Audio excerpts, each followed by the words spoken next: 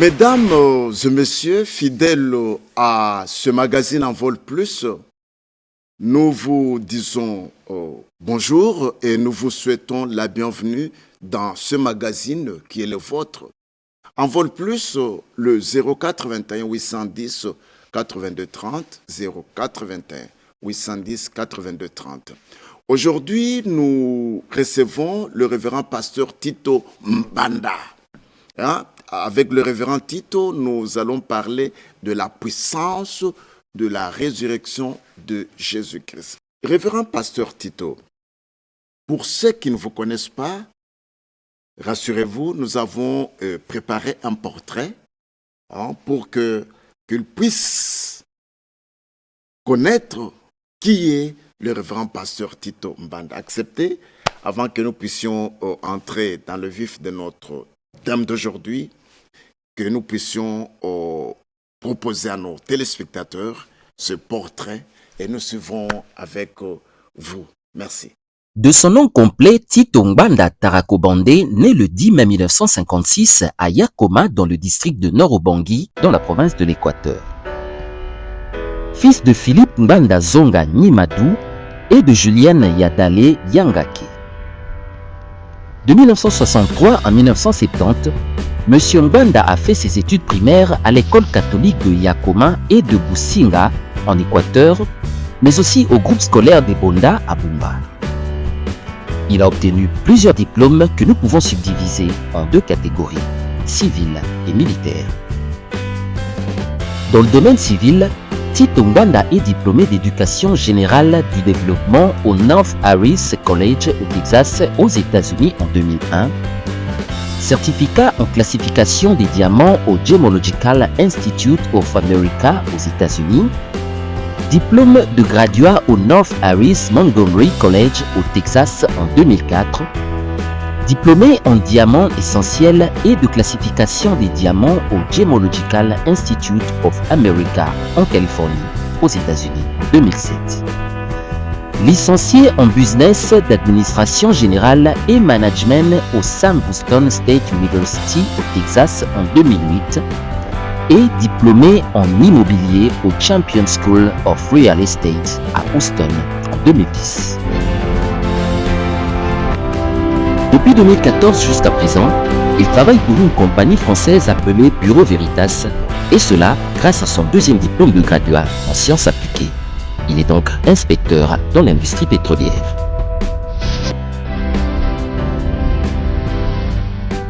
Dans le domaine militaire, Tito Mbanda est doté de 3 brevets, dont celui d'opérateur téléphoniste sans fil en 1978, d'où il est sorti instructeur à l'école de troupes de transmission à Kananga, et celui de l'école de chef peloton des transmissions de Kananga et FA8 en 1981, encore une fois instructeur, enfin celui d'état-major à l'école de guerre au Caire en Égypte en 1992, mais aussi détenteur d'un diplôme d'officier de police judiciaire à l'école supérieure de la garde civile à Kinshasa, sur Victoire.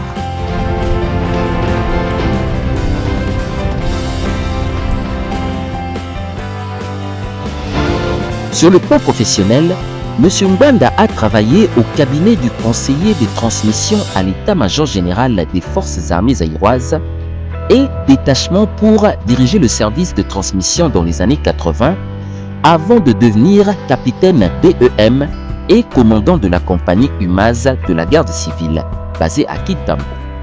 Puis major BEM et commandant de bataillon au centre d'instruction militaire de Maluku vers la fin des années 90 avant de s'envoler pour les États-Unis où il occupera plusieurs postes civils dont gestionnaire de bureau en charge de la gestion de la compagnie dans les domaines d'administration, du diamant, de comptabilité et de finances au Texas. Transmitter here, the tag number is 10-PIT-2062. So, the valve, actual valves are closed. Okay? Thank you. Agent immobilier avec la compagnie Better Homes and Garden Real Estate en 2012, et avec la compagnie Prudential Gary Green.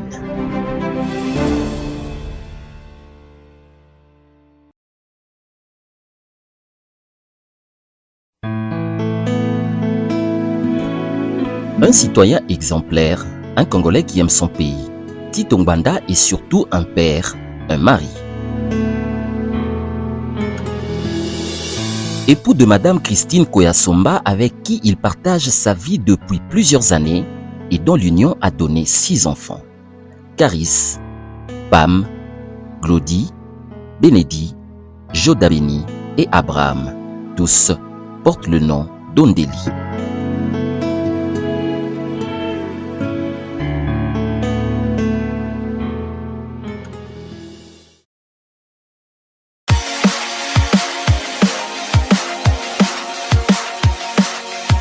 Que Dieu Tout-Puissant vous bénisse abondamment. Ayant valablement servi son pays d'origine ainsi que son pays d'adoption, il a également servi son Créateur à travers des cours bibliques et dans des activités où il a été diplômé du cours avancé de la Bible. Connaissances profondes et expérience professionnelle dans la parole de Dieu. Il a occupé plusieurs fonctions dans ce cadre, notamment directeur du Centre des enseignements de la parole de Dieu au centre de Calamo, directeur assistant du Centre des enseignements de la parole de Dieu au centre de l'Ipen, un centre des enseignements regroupant au moins 500 croyants. Aux États-Unis également, sa foi en Dieu a toujours été la lumière qui a guidé ses pas à travers les fonctions telles que coordonnateur des communions de la maisonnée de Woodland, coordonnateur des rameaux du nord de Houston ou coordonnateur d'une communion dans la ville de Spring, des fonctions qu'il occupe jusqu'à présent. Que Dieu vivant et vrai vous bénisse abondamment au nom puissant et victorieux de Jésus-Christ.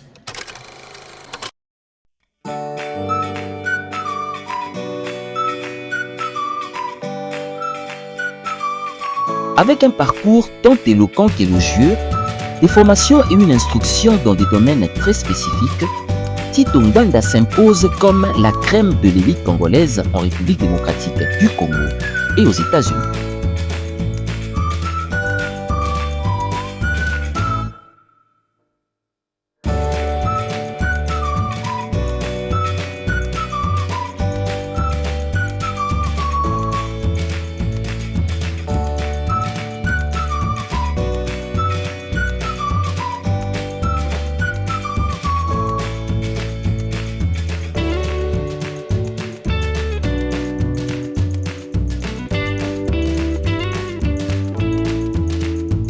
So, Father, I come before you with a humble heart. Mon Père céleste, je viens devant toi avec un cœur humble pour poser ma main sur notre frère Tito, symboliquement, reconnaissant publiquement son rôle comme apôtre, prophète et enseignant, ainsi que sa femme en tant que son aide, sa femme Christine. And I ask you to continue to energize his charismatic abilities. Et je te demande de bénir ses habilités et ses caractéristiques en tant que leader pour l'Afrique, ainsi que des croyants tout autour du monde. Au nom de Jésus-Christ. Amen. Amen.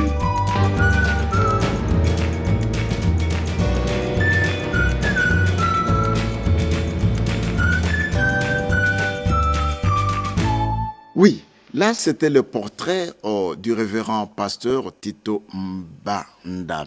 Alors, révérend pasteur, comment êtes-vous arrivé dans l'évangile en tant que berger? Comment suis-je arrivé dans l'évangile en tant que berger? Très bonne question. En 1983, je travaillais à l'état-major général des forces armées zaïroises et j'habitais la villa 192 au camp des officiers de Badading.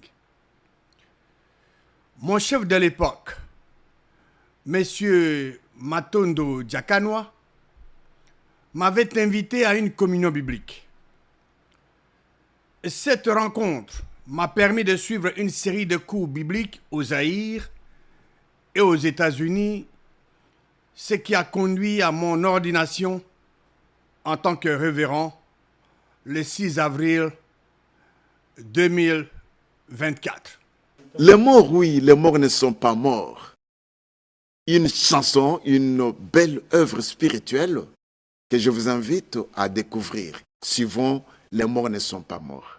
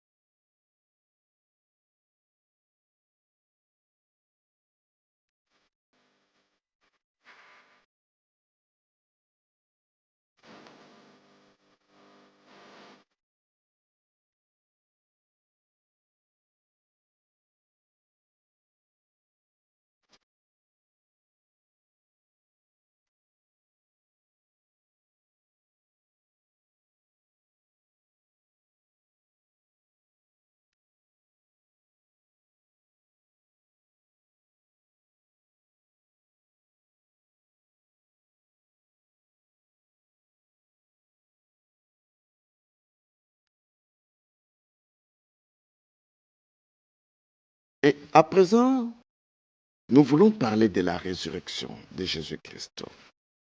Oui, c'est vrai, la résurrection de Jésus-Christ, tout le monde en parle, mais cher révérend pasteur, pouvez-vous nous dire ce que cette résurrection de Jésus-Christ représente pour vous, hein? Non seulement pour vous, mais pour tous les chrétiens du monde entier?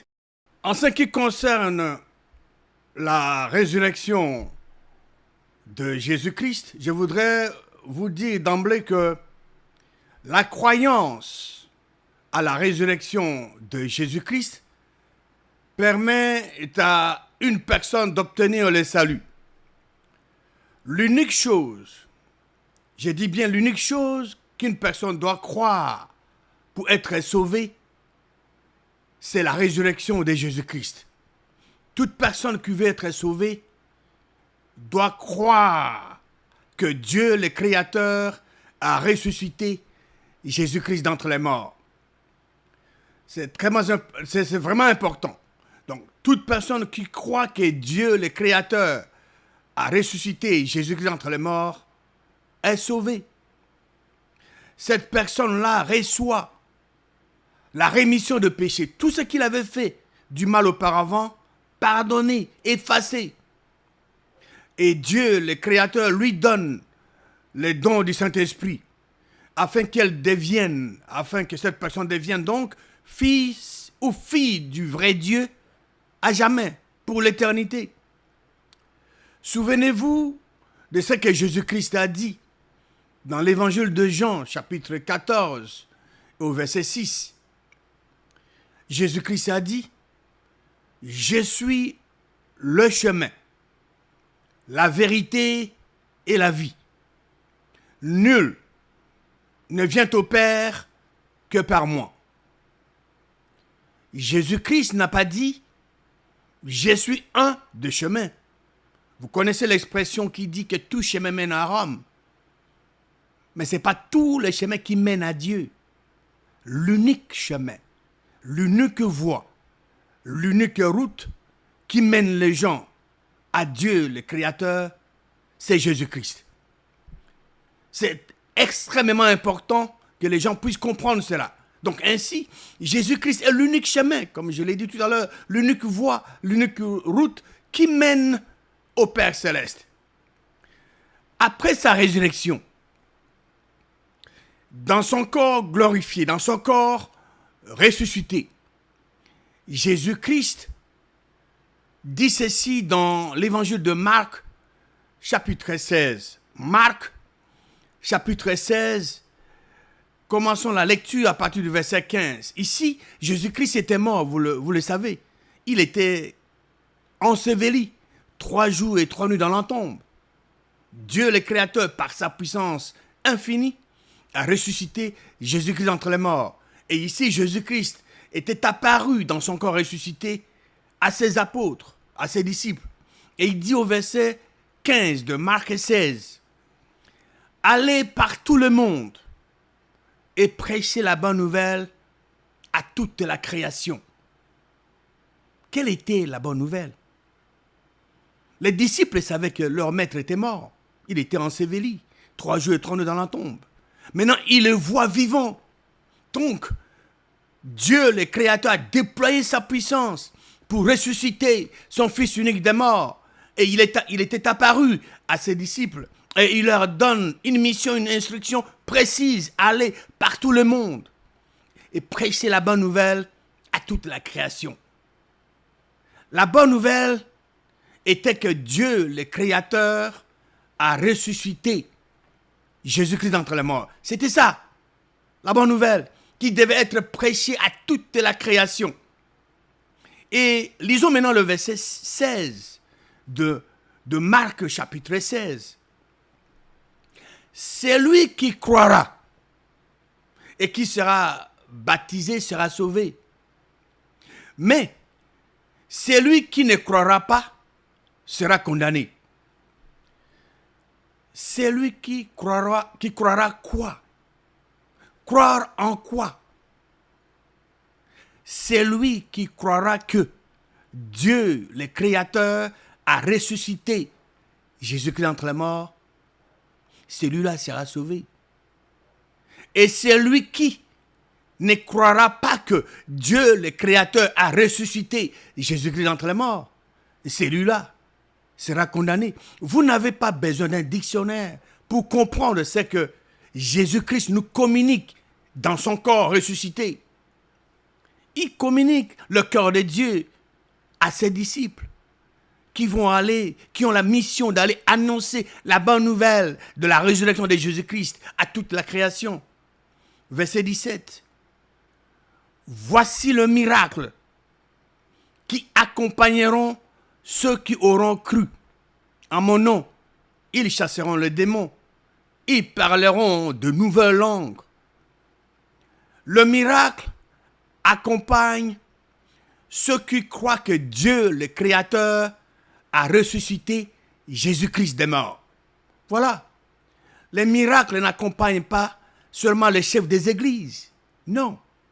Selon Jésus-Christ dans son corps ressuscité, qui donnait une mission à ses disciples d'aller prêcher la bonne nouvelle de sa résurrection à toute la création, dit que voici les miracles qui accompagneront ceux qui auront cru. Ceux qui auront cru quoi? Ceux qui auront cru que Dieu, le Créateur, a ressuscité Jésus-Christ d'entre les morts. Voilà, les miracles accompagnent ceux qui croient que Dieu, le Créateur, a ressuscité Jésus-Christ d'entre les morts. Alors, qu'est-ce qu'une personne doit faire pour être sur ce chemin unique qui mène au Père? Je vous ai dit, nous l'avons lu dans Jean chapitre 14, verset 6, que Jésus-Christ est l'unique chemin qui mène au Père. Alors, qu'est-ce qu'une personne doit faire pour être sur ce chemin unique qui mène au Père? Cette personne doit croire que Dieu, le Créateur, a ressuscité Jésus-Christ d'entre les morts. Elle doit croire à la résurrection de Jésus-Christ. Comme l'enseigne Romains chapitre 10, verset 9. C'est un verset que chaque individu doit garder dans son cœur. Toute personne qui veut naître de nouveau de l'Esprit de Dieu, toute personne qui veut devenir fils ou fille de Dieu, doit garder ça dans son cœur. Qu'est-ce que ce verset 9 de Romains 10 nous dit? Ce verset contient 2 conditions à remplir. La première condition est introduite par ces petits mots-ci. Il dit, si tu confesses de ta bouche le Seigneur Jésus, si Dieu, le Créateur, nous a donné le choix de libre arbitre. Le vrai Dieu ne contrôle pas les gens. Le vrai Dieu ne force pas les gens. Le vrai Dieu veut que les gens puissent librement agir qu'ils puissent décider de leur avenir. Tu es libre de croire ou de refuser ce que Dieu nous communique dans ce verset. Si tu confesses de ta bouche le Seigneur est Jésus, et si tu crois dans ton cœur que Dieu, le Créateur, a ressuscité Jésus-Christ d'entre les morts, quel est le résultat de ta confession? Tu es sauvé. Tu obtiens la rémission de péché. Dieu, le Créateur, te donne les dons du Saint-Esprit. Tu deviens fils ou fille de Dieu à jamais. C'est merveilleux, n'est-ce pas? La parole de Dieu est fantastique. Si nous comprenons la volonté du vrai Dieu et que nous agissons selon cette volonté du vrai Dieu, nous recevons des résultats. Et ces résultats sont toujours merveilleux quand nous agissons exactement selon la volonté du vrai Dieu. Je sais que nous tous, nous avons nos préjugés, nous avons ce que nous avions cru auparavant et que nous nous retrouvons devant la parole de Dieu, l'exactitude de la parole de Dieu. Nous devons décider, nous devons prendre des décisions, nous devons choisir ce qui est agréable à Dieu, le Créateur. Nous voulons plaire à Dieu, le Créateur. Nous voulons l'honorer en faisant exactement ce qu'il dit dans sa parole. Quand nous agissons selon la parole de Dieu, nous allons recevoir les résultats de ce que Dieu a promis dans sa parole. Et c'est vraiment fantastique. Dernièrement, à l'occasion de la mort de sa sainteté, le pape François, vous aviez composé une chanson pour lui rendre hommage. Alors, qu'est-ce qui vous a poussé à composer cette œuvre spirituelle?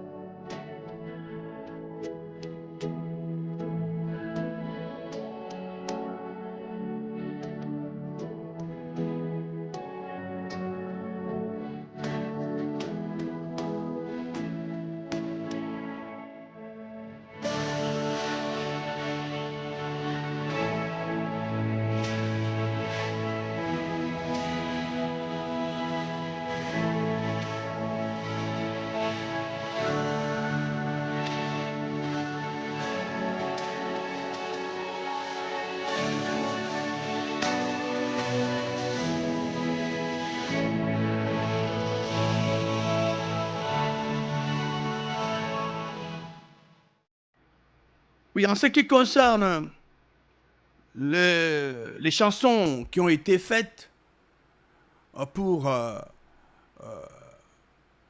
pleurer avec les croyants de l'Église catholique romaine, nous avons été inspirés par ce qui est écrit dans Romains chapitre 12, verset 15.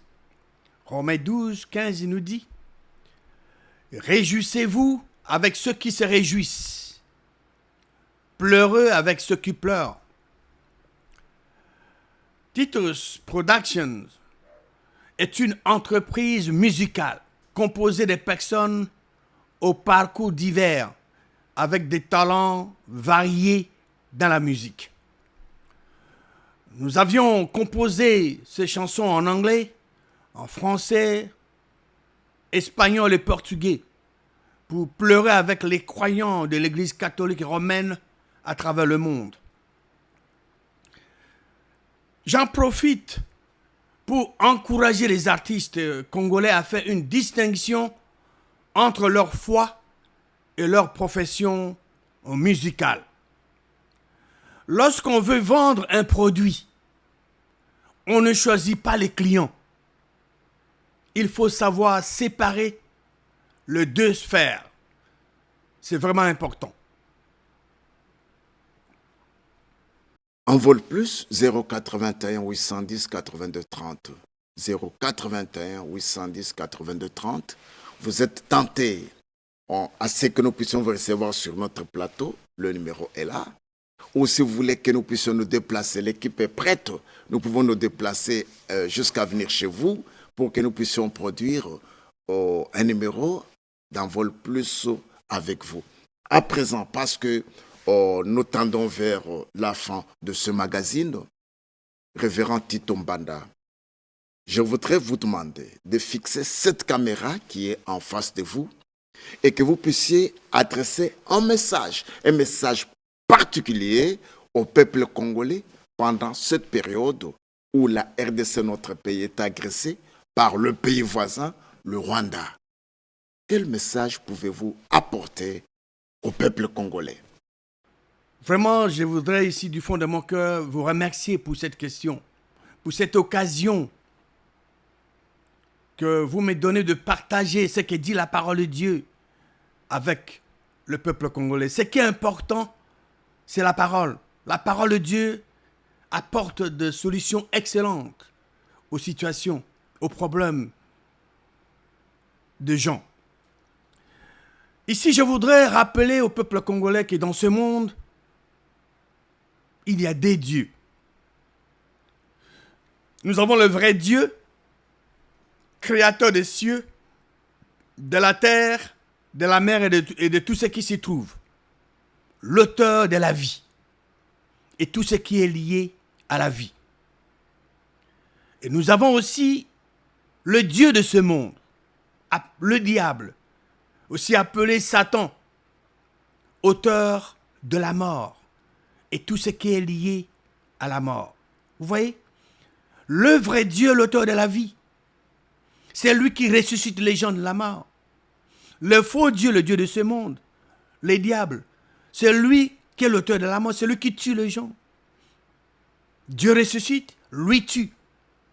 Dans l'évangile de Jean, chapitre 8, verset 44, Jésus-Christ avait dit que les diables ont meurtrier dès le commencement.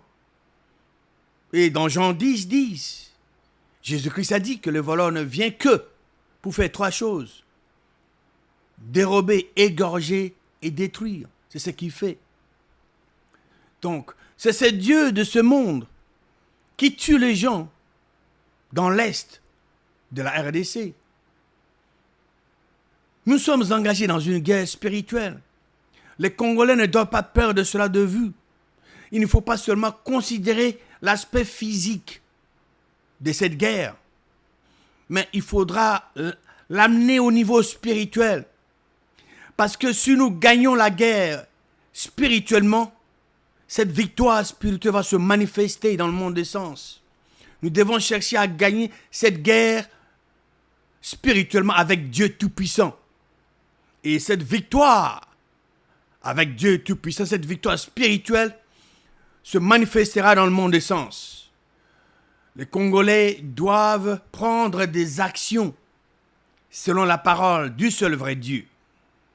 Comme nous sommes dans une compétition spirituelle, une lutte, une guerre spirituelle, nous devons garder en mémoire ce que Dieu nous dit dans sa parole dans le livre d'Éphésiens, chapitre 6, au verset 12.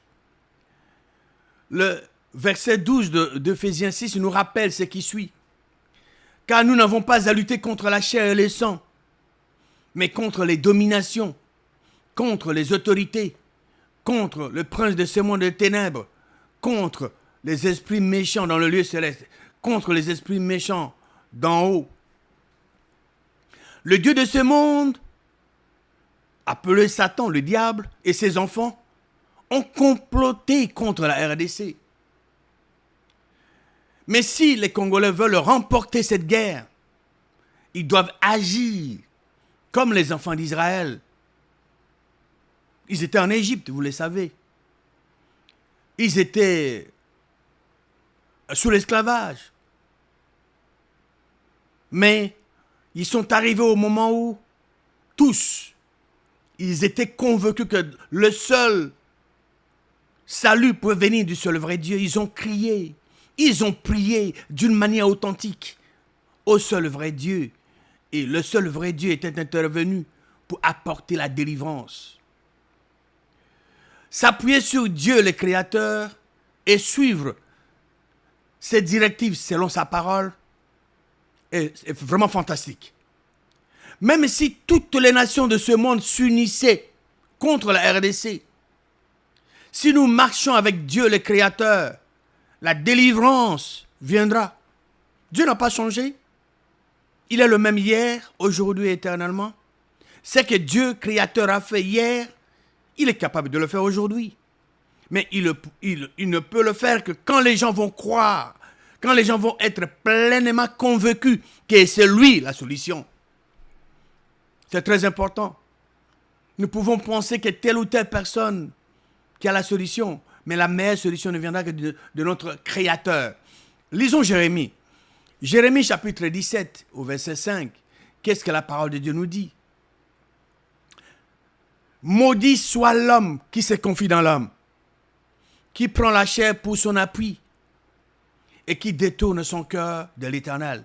L'homme qui se confie dans l'homme est maudit. C'est ce que la parole de Dieu dit. Que vous le croyez ou pas, c'est ce que dit la parole de Dieu. Et c'est ça la vérité. Verset 7, qu'est-ce que le verset 7 nous dit? Béni soit l'homme qui se confie dans l'Éternel et dont l'Éternel est l'espérance. Je ne veux pas que les Congolais focalisent uniquement leur attention sur le Rwanda. Nos ennemis, visibles et invisibles, internes et externes, sont nombreux. Si nous faisons du seul vrai Dieu notre roi spirituel, si nous agissons selon sa parole, la RDC sera plus que vainqueur dans cette situation. Le vrai Dieu connaît les ennemis physiques et spirituels de notre pays. Le vrai Dieu connaît les ennemis internes et externes de notre pays. Si nous allons en lui et que lui nous donne des instructions, nous prenons des actions selon sa parole, la délivrance sera là. Il sera impliqué. Mais si nous pensons que nous sommes plus intelligents que le vrai Dieu, ce sera un défi pour longtemps. Nous devons revenir au seul vrai Dieu et le laisser régner sur nous et sur notre pays.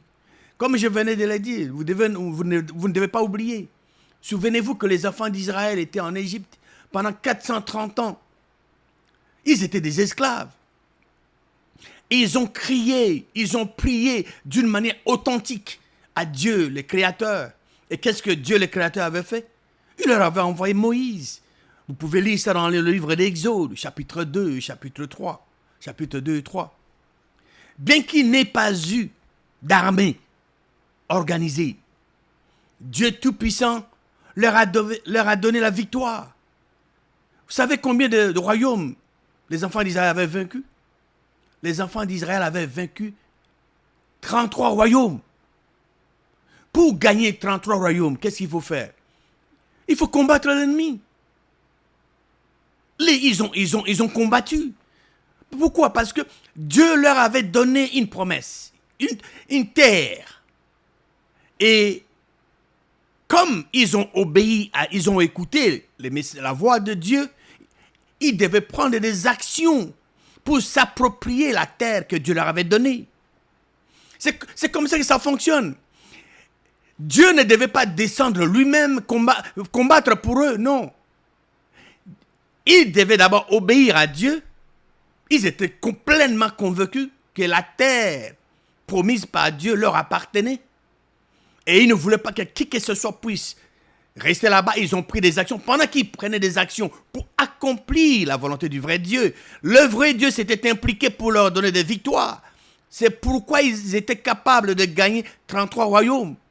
Toutes les victoires récoltées par les enfants d'Israël sont le résultat du vrai Dieu. C'est Dieu créateur qui leur avait donné toutes ces victoires. Il faut garder ça en tête.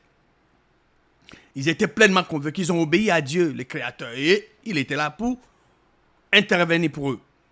Ils ont cru à la promesse, comme je venais de le dire. Ils ont cru à la promesse de Dieu, ils ont pris des actions sur cette promesse de Dieu, et Dieu Créateur était impliqué dans la situation pour accorder la victoire aux enfants d'Israël. Voilà. Au révérend Tito Mbanda, tout est bien qui finit bien. Nous arrivons au terme de ce magazine. Alors, le mot de la fin que vous avez pour aujourd'hui, quel est le mot de la fin? Et on aura fini. Je voudrais ici dire au peuple congolais que vous pouvez être patriote, nationaliste, c'est très bien. Mais si votre engagement ne commence pas par Dieu, le Créateur, vous serez sans puissance. Si votre patriotisme, votre nationalisme n'est pas dirigé d'abord envers le vrai Dieu, vous n'avez pas de puissance. Le patriotisme véritable commence par la reconnaissance du seul vrai Dieu comme fondement de toute autorité. Le vrai Dieu ne fait pas d'erreur. Il nous a placés en RDC avec ses ressources abondantes parce qu'il savait que nous étions capables de le gérer. Une autre chose que vous devez considérer est qu'il est biblique de prier contre les ennemis de la nation. Par exemple, dans 2 Chroniques, chapitre 20, vous pouvez lire ça pour vous-même à la maison, mais le verset 10 à 12 nous parle des résultats de ce qu'ils avaient fait. Josaphat et Juda avaient une armée organisée. Josaphat avait fait déployer des forces sur toute l'étendue de Juda. Mais il ne s'était pas seulement s'appuyer ou fier à son armée. Il s'appuyait beaucoup plus sur le vrai Dieu. Comme il est dit ici au verset 10, « Oh notre Dieu, écoutez bien la prière du roi Josaphat. Oh notre Dieu, n'exerceras-tu pas tes jugements sur eux ?» Eux ici remplacent les ennemis des enfants d'Israël. Il y avait 3 nations qui se sont liguées pour attaquer Juda et le roi Josaphat. Mais Josaphat, quand il a appris cela, il est allé à Dieu. Et il a prié, donc il fait cette prière. « Oh notre Dieu, n'exerceras-tu pas tes jugements sur eux? Car nous sommes sans force devant cette multitude nombreuse, mais nos yeux sont sur toi. » Ils ont prié afin que Dieu puisse exercer ses jugements sur les ennemis. Et Dieu l'avait fait. Le roi Josaphat, comme je le disais tout à l'heure, Juda avait une armée forte, très bien déployée sur tout leur territoire. Mais ils ne se sont pas confiés uniquement à l'armée, mais à Dieu, le Créateur, qui était intervenu pour confondre les ennemis de Juda et du roi Josaphat. Comme cela est mentionné, versets 24 et 25 de 2 Chroniques 20, lorsqu'ils arrivèrent, les enfants de Juda, les enfants d'Israël, voici, c'était des cadavres étendus à terre. Parce que ces 3 nations s'étaient entretuées entre elles. Et les enfants d'Israël arrivent de Juda, dont ils trouvaient des cadavres. Ils mirent 3 jours au pillage, car le butin était considérable. On ne pille pas son pays. Une armée pille l'ennemi. Quand une armée pille son propre peuple, ce n'est pas la volonté du vrai Dieu. Ici, les enfants disaient piller leurs ennemis. On ne pille pas son pays. Non, on pille l'ennemi. J'ai un message pour le pasteur. Je lance cet appel aux pasteurs de la RDC. Enseignez la parole de Dieu droitement divisée au peuple congolais. C'est là la seule source, la vraie source de délivrance et de puissance pour notre nation. Vous connaissez qu'est-ce que les enfants d'Israël avaient fait pour que Dieu puisse intervenir pour eux. C'est ce que vous devez enseigner. C'est écrit dans la Bible. Vous n'avez pas écrit la Bible. Moi, je ne l'ai pas écrit non plus. Notre mission est d'enseigner ce que Dieu dit dans sa parole.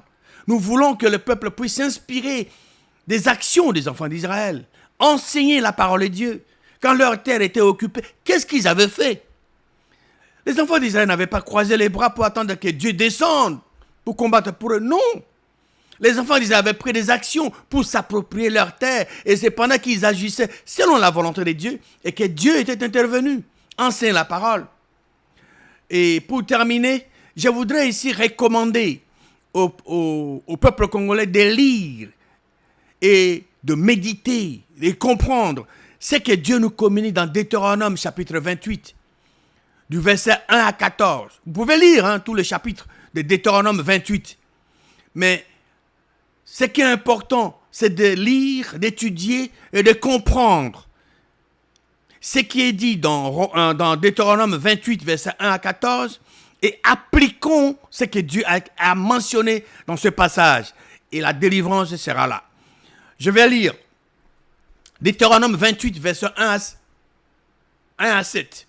Si tu obéis à la voix de l'Éternel, ton Dieu, la voix de l'Éternel, c'est sa parole, en observant et en mettant en pratique tous ces commandements que je te prescris aujourd'hui, l'Éternel, ton Dieu, te donnera la supériorité sur toutes les nations de la terre. Voici toutes les bénédictions qui se répandront sur toi et qui seront ton partage lorsque tu obéiras à la voix de l'Éternel, ton Dieu. Tu seras béni dans la ville et tu seras béni dans le champ. Le fruit de tes entrailles, les fruits de ton sol, le fruit de tes troupeaux, les portées de ton gros et de ton menu bétail, toutes ces choses seront bénies. Ta corbeille et ta huche seront bénies. Tu seras béni à ton arrivée et tu seras béni à ton départ. L'Éternel te donnera la victoire sur tes ennemis qui s'élèveront contre toi. Ils sortiront contre toi par un seul chemin et ils s'enfuiront devant toi par combien de chemins? 7 chemins. C'est Dieu qui l'a dit dans sa parole. Verset 8 de Deutéronome 28. L'Éternel ordonnera à la bénédiction d'être avec toi dans tes greniers et dans toutes tes entreprises. Il te bénira dans le pays que l'Éternel ton Dieu te donne.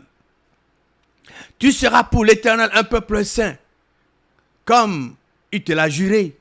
Lorsque tu observeras les commandements de l'Éternel ton Dieu et que tu marcheras dans ce voie. Le voie de l'Éternel, c'est sa parole. Tout le peuple verront que tu es appelé du nom de l'Éternel et ils te craindront. L'Éternel te comblera de bien en multipliant les fruits de tes entrailles, le fruit de tes troupeaux et les fruits de ton sol, dans le pays que l'Éternel a juré à tes pères de te donner. L'Éternel t'ouvrira son bon trésor, les ciels pour envoyer à ton pays la pluie en son temps et pour bénir tout le travail de tes mains. Tu prêteras à beaucoup de nations et tu n'emprunteras point. Verset 13. L'Éternel fera de toi la tête et non la queue. Tu seras toujours en haut et tu ne seras jamais en bas. Quand? Lorsque tu obéiras au commandement de l'Éternel ton Dieu que je te prescris aujourd'hui, lorsque tu les observeras et les mettras en pratique. Tu seras toujours en bas quand tu fais juste le contraire. Donc tu dois obéir, tu dois mettre cela, les commandements de Dieu en pratique. Verset 14. Et que tu ne te détourneras ni à droite ni à gauche de tous les commandements que je vous donne aujourd'hui pour aller après d'autres dieux pour les servir. C'est ça la prostitution que Dieu n'aime pas. Aller d'après d'autres dieux. Revenons au seul vrai Dieu et laissons les créateurs régner sur nous et sur notre pays.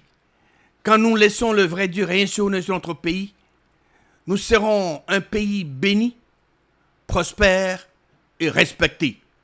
Que Dieu, Créateur, vous bénisse abondamment au nom puissant et victorieux de Jésus-Christ. Mesdames et messieurs, c'est vrai, nous n'avions pas sollicité une quelconque permission pour que vous puissiez nous recevoir chez vous. Oui, c'est vrai, vous nous avez acceptés.